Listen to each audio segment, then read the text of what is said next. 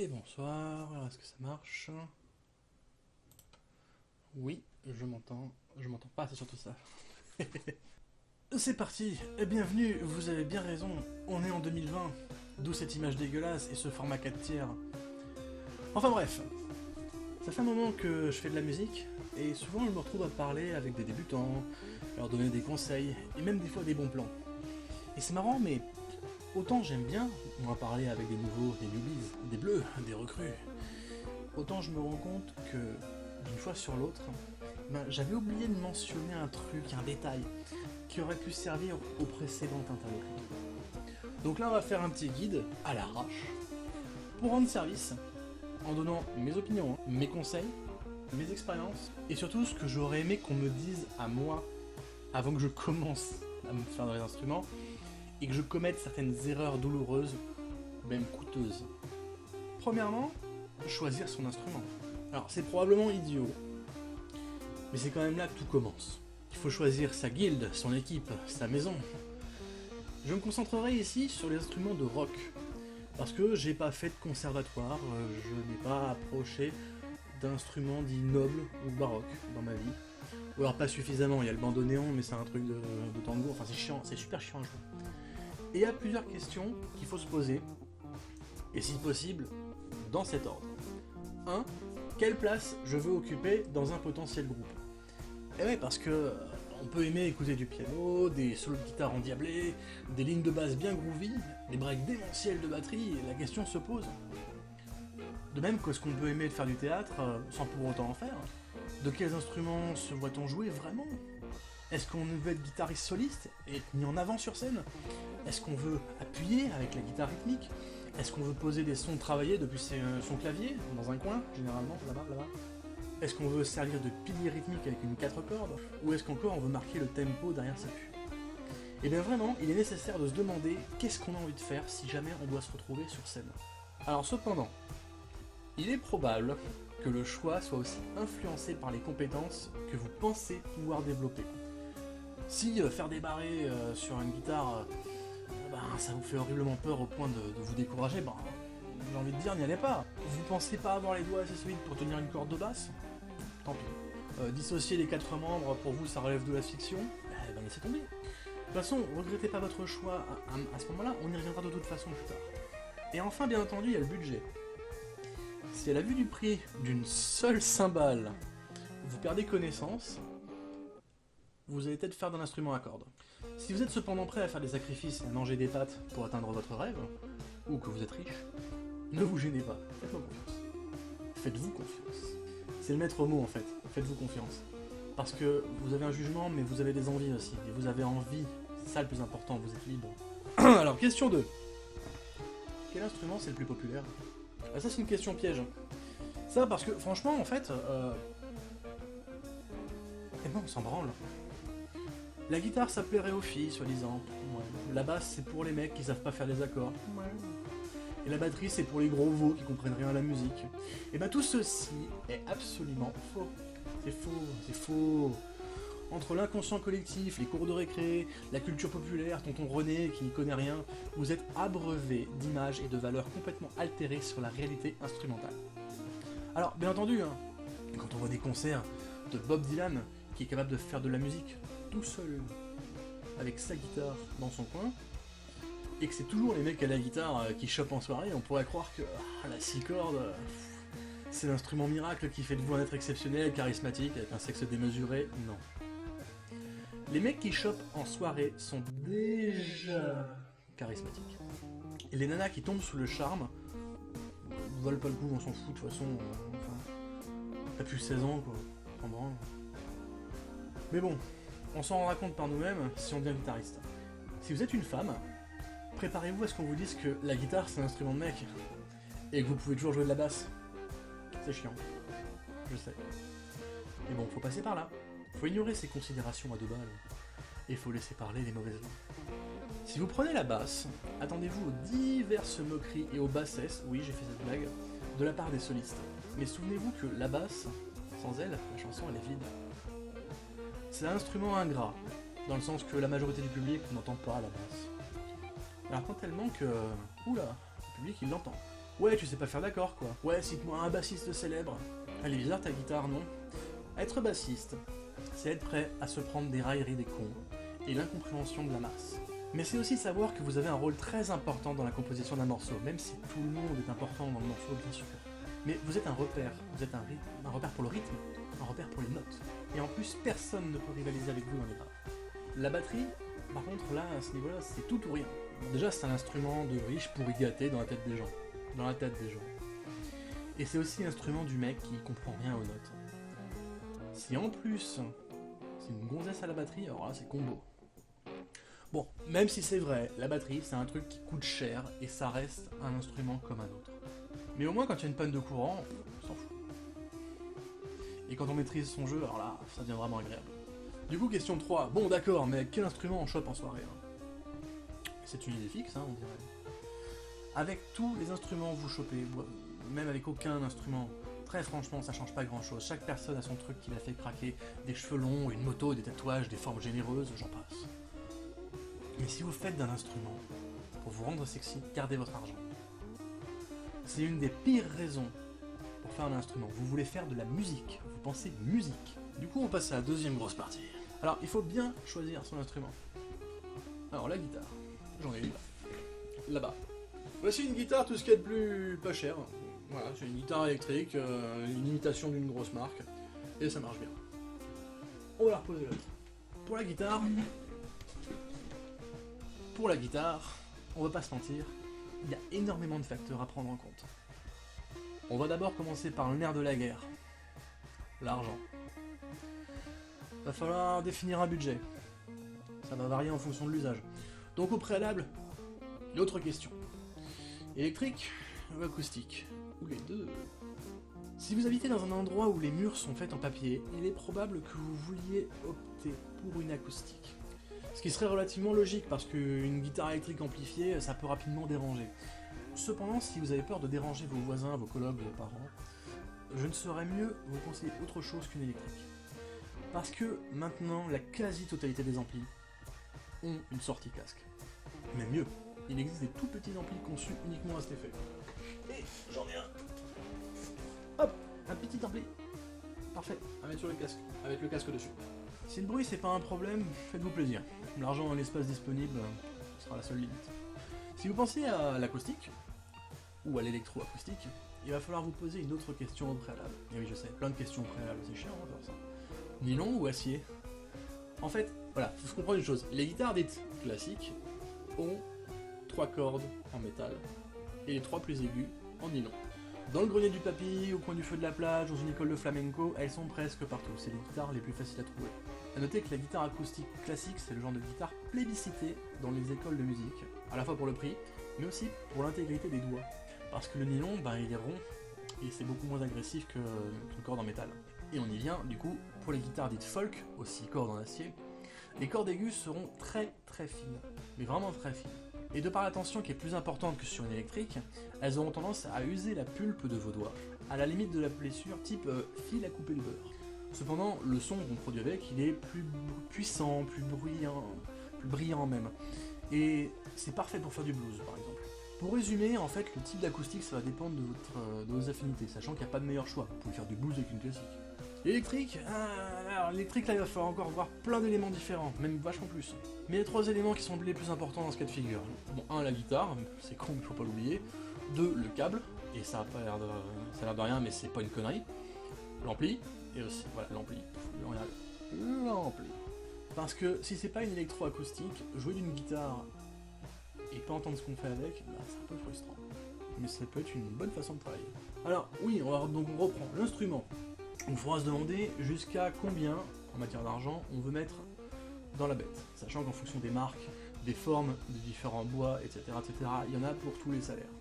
Bien entendu, je conseillerais pas de taper dans le haut de gamme dès le début. D'abord parce que c'est cher, et ensuite parce qu'il se peut que ce soit du gâchis. Si jamais vous décidez d'abandonner les guitares, et je vous le souhaite pas, même je vous le permets pas, ça va coûter beaucoup d'argent pour pas grand chose. Attention, cependant, ne sombrons pas non plus dans l'excès inverse. Les guitares vraiment pas chères, les super cheap, c'est pas forcément un bon choix. Pour vous donner une idée de comparaison, c'est comme si vous deviez faire beaucoup de travaux chez vous, mais avec des outils fragiles qui ne sont pas du tout efficaces et qui se disloquent pour pas grand chose. Et bien, une guitare électrique dite de débutant, c'est un outil désagréable et décourageant. En fait, neuf, en dessous de 150 € l'instrument seul.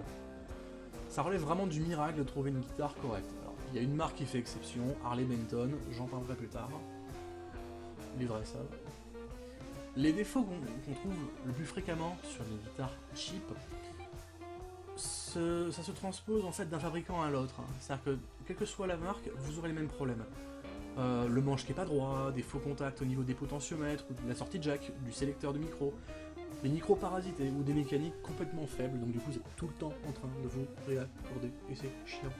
Si vous êtes vraiment dans la dèche, et que pour vous 150 balles, bah, c'est vraiment une somme impossible à atteindre, pas en dessous de 90 € sur une guitare d'occasion. Mais en revendeur d'instruments, il faut éviter les annonces du Bon Coin, ou alors si vous avez un copain qui s'y connaît. En revanche, si vous choisissez des marques connues dont l'essentiel de leur marché ne se situe pas dans les guitares cheap, vous pouvez y aller. Des marques comme Lag, Squier, Cort, Ibanez, LTD, Epiphone, ESP, etc., j'ai pas fini.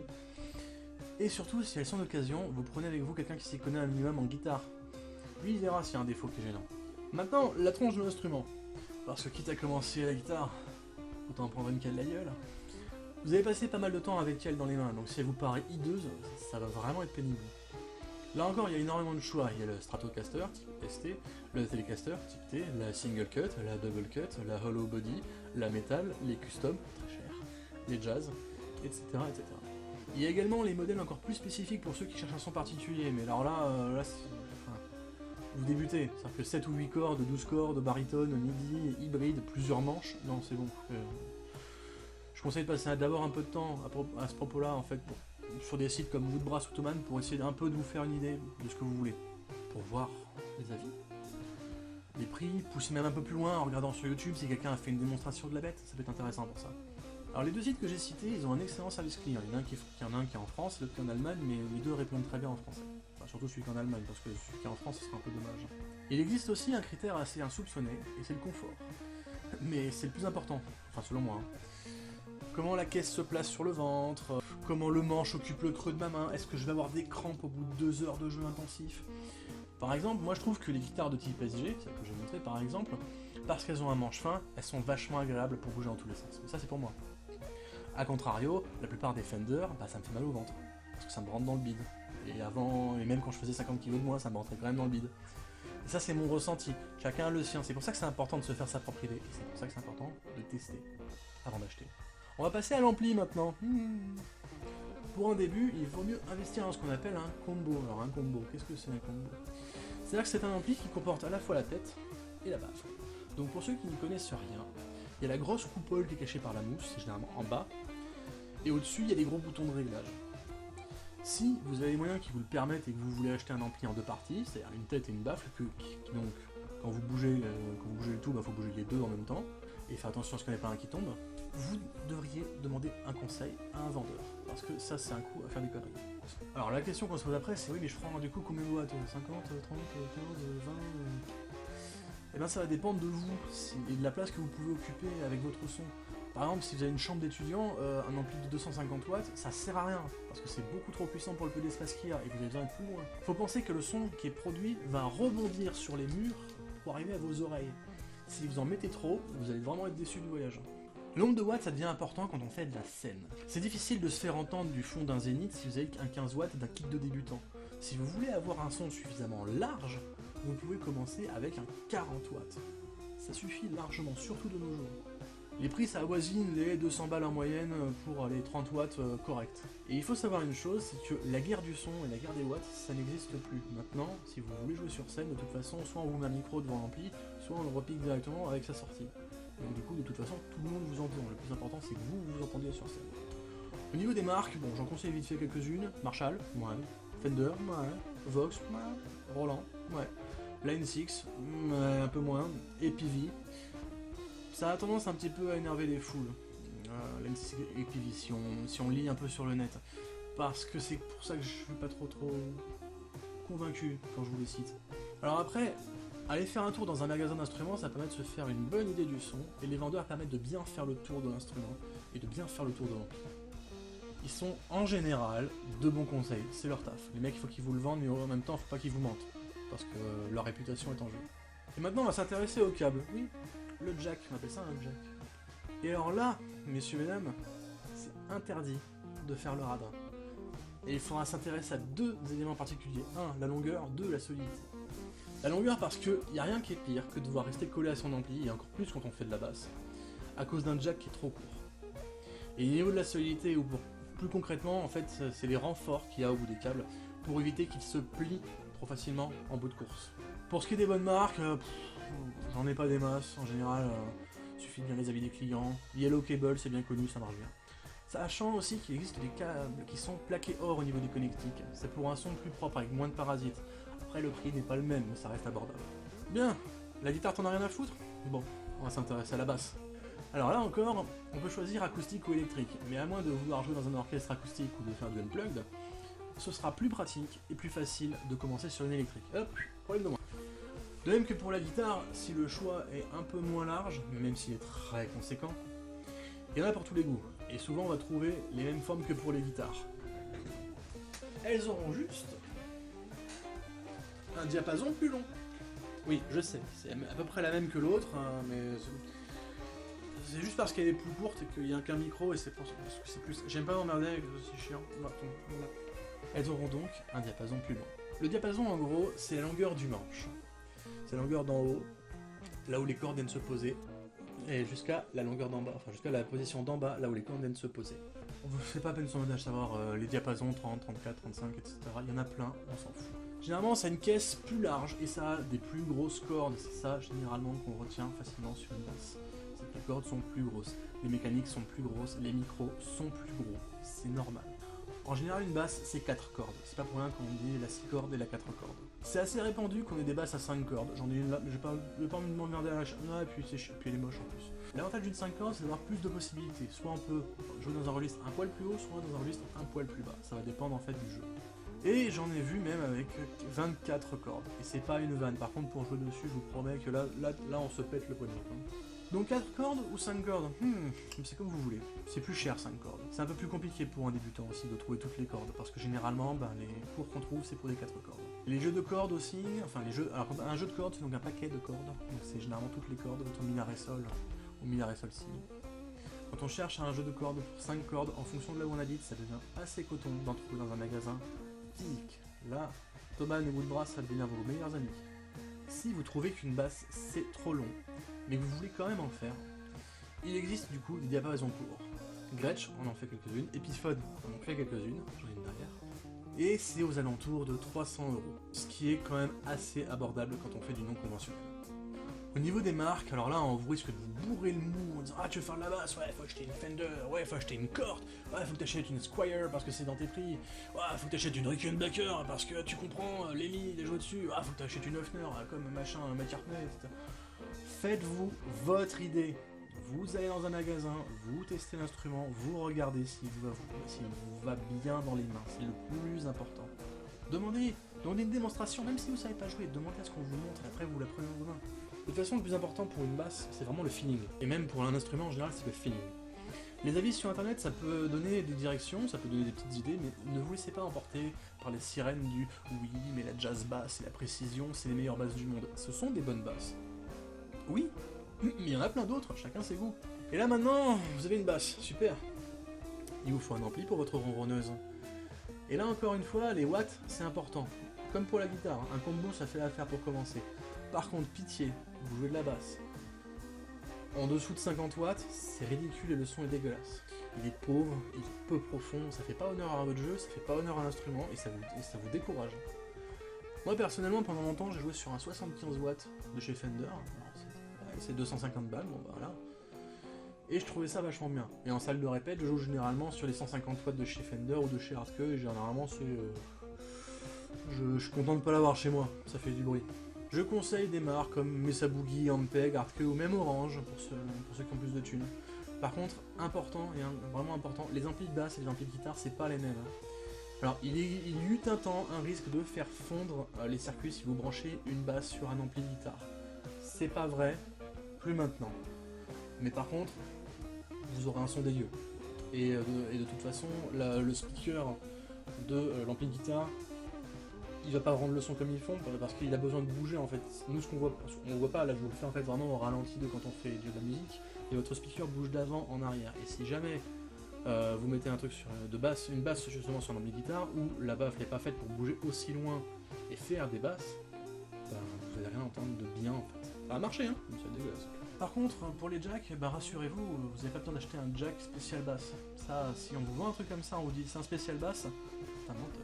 Alors, en petit bonus, il est possible pour la basse, en général, d'acheter un petit set de démarrage, comme pour la guitare. Oui, guitare ou basse en fait, hein, qu'est-ce que je m'en donne. Donc, dedans, il y a généralement un ampli, un bouquin, l'instrument, des câbles, un médiator, ou plusieurs même médiators légèrement différents pour que vous puissiez vous choisir votre tyran de médiator, je sais pas si ça se dit. Le problème, c'est que les amplis se révèlent un peu vite poussifs. Mais bon, pour 200 € le pack de démarrage, en général, c'est plutôt une bonne affaire. Après, c'est vous qui voyez, hein. Moi je préfère monter mon ordinateur moi-même, bah, c'est pareil pour mon kit de démarrage. Et maintenant, on va passer à la batterie. Alors ici aussi, on va se poser la même question. Électronique ou acoustique? Les batteries électroniques, elles sont bardées de câbles et ça ressemble de loin à un contrôleur de Guitar Hero. Mais ça a pour avantage de ne pas prendre trop de place et de faire sortir le son via un casque ou via un ampli spécifique.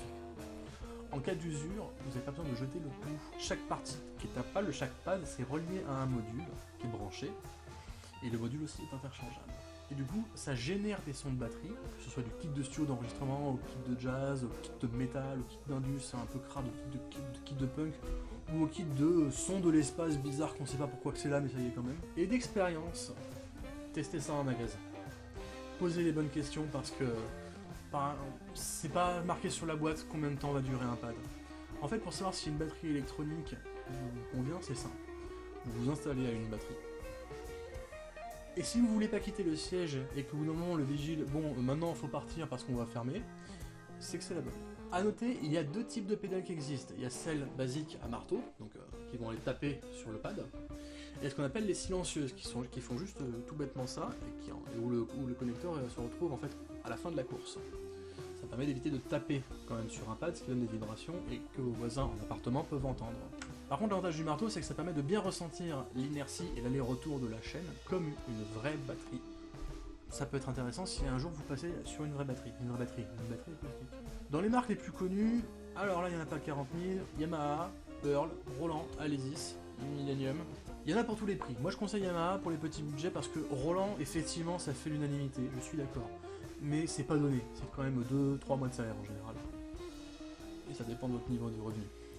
L'avantage des bonnes batteries électroniques, c'est que les pads sont de meilleure qualité, qu'ils ont des peaux maillées, ce qui fait que ça rebondit au niveau de la baguette, et ça offre des sensations beaucoup plus agréables, beaucoup plus proches d'une acoustique, ce qui se ressent quand vous jouez. Et pour les acoustiques, j'en sais pas grand chose en fait. J'en ai une hein, là, mais c'est un truc à la con, hein, de démarrage, hein, que j'ai acheté d'occasion. Ça m'a coûté quand même 120 balles.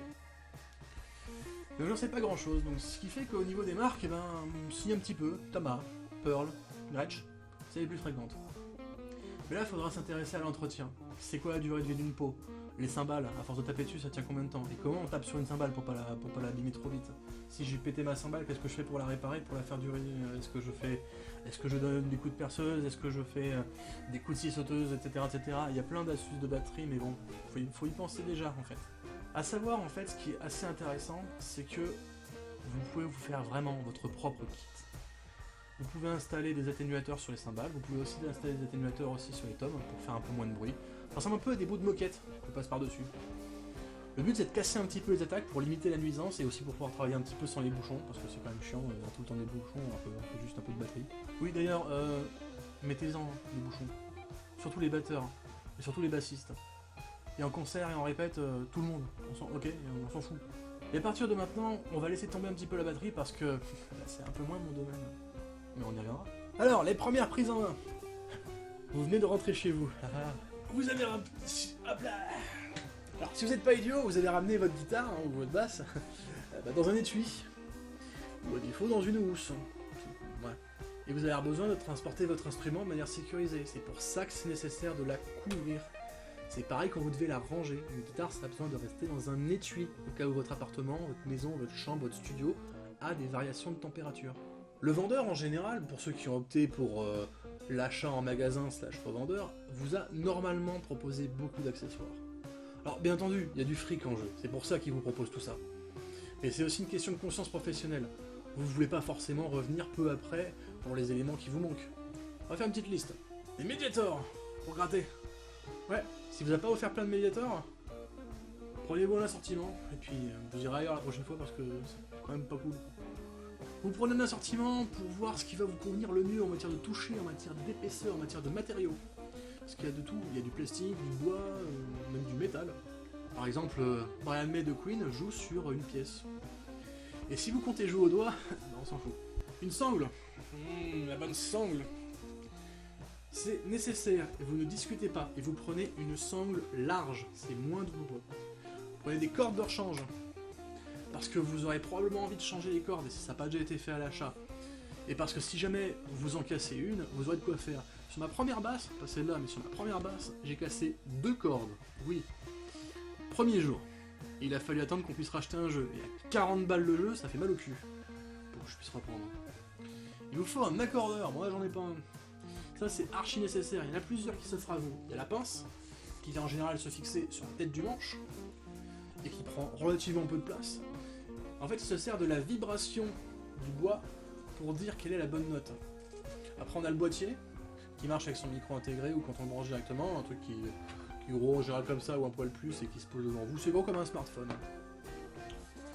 Et enfin on a la pédale, qui est le type d'accordeur le plus cher en général, parce qu'on en a entre 50 et 100 balles. Mais c'est aussi le plus fiable et le plus pratique en concert. Parce qu'il coupe le signal quand vous vous raccordez. Et puis hop, comme ça, hop, clic, un petit coup, hop, et c'est fini. Voilà. Et vous êtes raccordé. Plutôt que tout le monde vous voit vraiment en train de galérer. Un support, alors un support qui soit mural ou sur pied, pour accrocher votre instrument quand il n'est pas dans sa housse ou dans son étui. Et il vous faut un jack aussi, donc du coup, long d'au moins 4 mètres et si possible plaqué or. Et dans tous les cas, il faut qu'il soit renforcé aux extrémités pour éviter les faux contacts avec le temps. Et enfin, un chiffon, bon ça c'est pas un chiffon, c'est une cravate, mais voilà, un chiffon pour nettoyer la bête. Et c'est pas mal. Je vous laisse juge de la bonne priorité à accorder à certains de ces éléments. Bon, maintenant que vous avez tout chez vous, reprenons-vous. Alors, on va faire un peu de théorie. Le système scolaire français, ça nous apprend que les notes vont de Do, Ré, Mi, Fa, Sol, Ré, Si. Bon voilà, on s'en fout. Mais votre accordeur, il marquera jamais la notation française. Là, il faut s'y faire l'idée. Si vous avez un accordeur où il y a marqué Ré, Si, Sol, La, Mi, etc., alors là, je veux bien en entendre parler. En fait, la notation, elle est différente, c'est une notation anglaise, mais elle n'est pas difficile à apprendre puisque c'est A, B, C, D, E, F. C'est dans le même ordre que nous, mais c'est juste qu'on commence pas au même endroit. C'est-à-dire que la note de départ, pour eux, c'est A. Et donc A, c'est La. On fait un La sur une basse, on va pas s'emmerder. Et donc du coup, ça fait La, Si, Do, Ré, Mi, Fa, Sol, etc. On a bien refait la boucle. Une fois qu'on a compris, en général, un petit truc pour retenir, que le A, c'est le La et que le F, c'est le Fa, on retient rapidement que E, c'est Mi, parce qu'en anglais, I. Enfin, E se prononce I. Le seul piège, en fait, qui flingue complètement la tête, c'est le Ré. Parce que c'est un D. C'est écrit en D, et que nous on se dit D, c'est Do. Non, c'est Ré, parce que le Do, c'est C. Au bout d'un moment, on apprend à lire ça. Donc maintenant que vous avez tout compris à ce niveau-là, il faut apprendre à accorder l'engin. Alors encore un peu de théorie, parce que c'est nécessaire de comprendre ça. Déjà, il faut arrêter de dire que la plus grosse corde, c'est la corde haute. Alors, bien sûr, oui, quand on tient son instrument, c'est la corde qui se trouve en haut.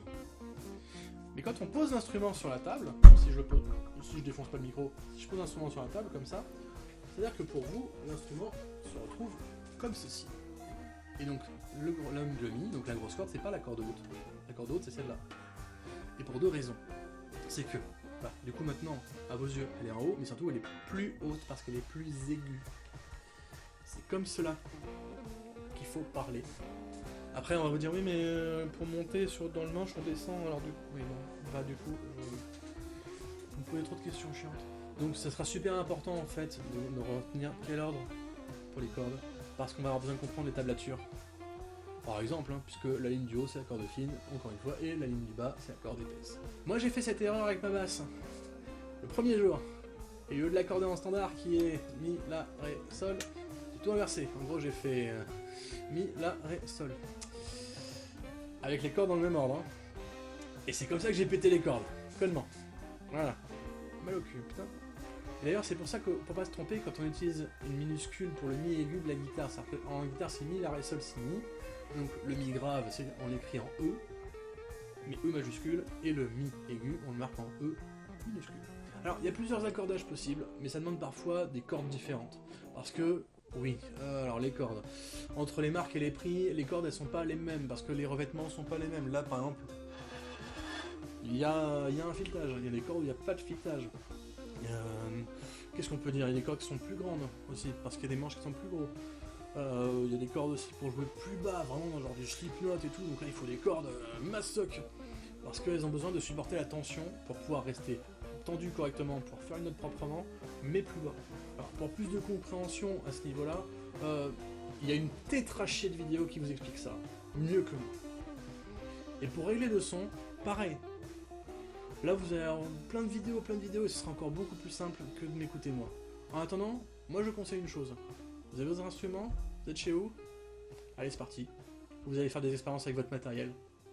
Apprivoisez-le, tirez-en le meilleur, et à plus tard.